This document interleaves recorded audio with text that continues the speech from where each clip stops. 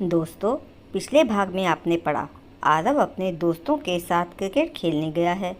रिधिमा को जब यह बात पता चली तो वह परेशान हो गई। उसे डर लगने लगा कि कहीं प्रशांत उसके साथ कुछ गलत ना करे।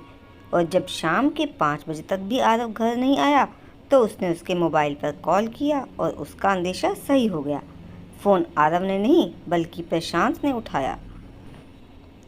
प्रशांत की आवाज़ सुनकर रिधिमा घबरा गई थी। ऊपर से उसने यह भी कहा कि वह उसके घर की सारी खबरें रखता है। उसे यह भी पता है कि निमेश अपनी बुआ के घर गया है, इसलिए अगर वह चाहती है कि वह किसी को नुकसान ना पहुंचाए तो प्रशांत से शादी करने के लिए तैयार हो जाए। उसकी बात सुनकर रिधिमा का रहा सहा चैन भी चला गया। लगभग आधे घंटे बाद दरवाजे पर कार के रुकने की आवाज़ आई थी, पर रिधिमा की हिम्मत नहीं हुई कि वह बाहर निकले। और जब आरव हंसते हुए घर में दाखिल हुआ तब वह अपने कमरे में जाकर रोने लगी। वह खुद को बहुत मजबूर महसूस कर रही थी और मन बना रही थी कि जब प्रशांत के मम्मी पापा आएंगे तो वह हाँ में जवाब दे देगी।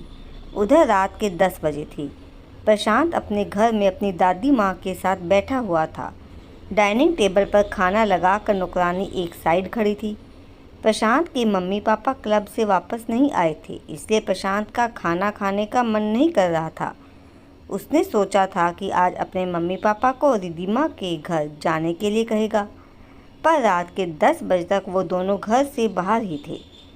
दादी माँ के समझाने और दिलासा देने पर कि कल दिन में ही वह दोनों को उसके रिश्ते के लिए भेजेगी, प्रशांत ने खाना शुरू कर दिया। और जब दोनों खाकर उठ रहे थे, प्रशांत के मम्मी पापा की आमद हुई।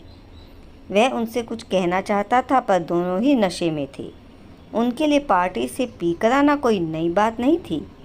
हाई सोसाइटी में मूव करने के सारे तरीके अपनाते थे उसके मम्मी पापा, पर प्रशांत चाहे कितना भी दुखी हो शराब को हाथ तक नहीं लगाया था कभी भी। वह अपने कमरे में आ गया और कल के बारे में सोचते हुए सो गया। इधर 10:30 बजे तक रिधिमा अपने बिस्तर पर करवटें बदल रही थी। निमेश भी अपनी बुआ के यहाँ से नहीं आया था और प्रशांत का भी फ़ोन नहीं आया था और ना ही उसके मम्मी पापा घर आए थे रिश्ता लेकर। उसे समझ नहीं आ रहा था कि इस बात पर खुशी महसूस करे कि नहीं।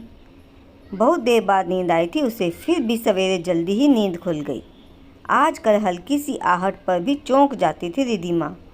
आज पंडित जी घर आने वाले थे, इसलिए कोमल जी सात्विक भोजन बनाने में लगी थी और थोड़ा सा डर भी था उनके मन में।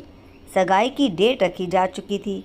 निमेश की दादी जी ने रिधिमा और निमेश की कुंडली मिलाने के बाद ही रिश्ता करने के लिए कहा था और निमेश और उसके घर के लोगों को इस बात में कोई आपत्ति महसूस नहीं हुई। हालांकि सुरेंद्र जी इस बात के सख्त खिलाफ थे, पर क्या कर सकते थे। आजकल भी हमारे देश में लड़के वालों की मर्जी को मानना ही पड़ता है। तो पंडित जी आने वाले हैं और पंडित जी के साथ गांव से दादी जी भी स्वयं चलकर आ रही हैं, इसलिए रिधिमा ने आज साड़ी पहनी है और सर पर आंचल भी रखा है।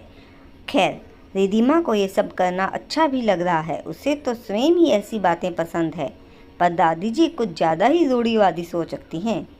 रिधिमा जब उनके पाँव छूती है तो निमेश की मम्मी कहती है कि 7 बार पाँव छुओ तब आशीर्वाद देगी। रिधिमा ने उनकी बात मानकर ऐसा ही किया तो वह बहुत खुश हो गई और अपने पास बिठाकर प्यार से सिर पर हाथ फेरते हुए रिधिमा के हाथ से बने खाने की फरमाइश की। रिधिमा उनकी पसंद का खाना बनाती है तो सब ने खाने की बहुत तारीफ़ की। दादी जी ने भी दिल से आशीर्वाद दिया।